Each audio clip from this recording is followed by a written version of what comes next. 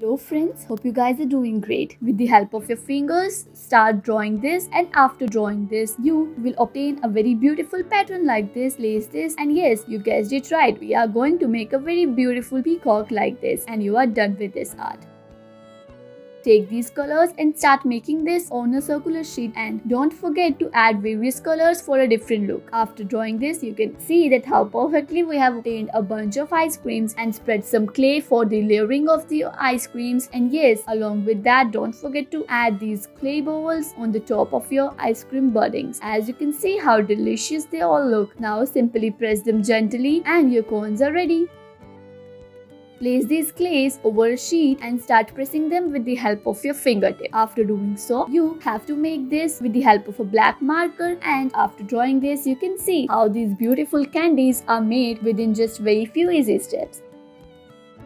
Take your hand or your finger like this, and after doing so, you can simply make this beautiful art by making the face and the mouth of this cute creature. Well, this cute creature is named to be your joker, and your joker art is ready. Hope you guys enjoyed this video. Thanks for watching.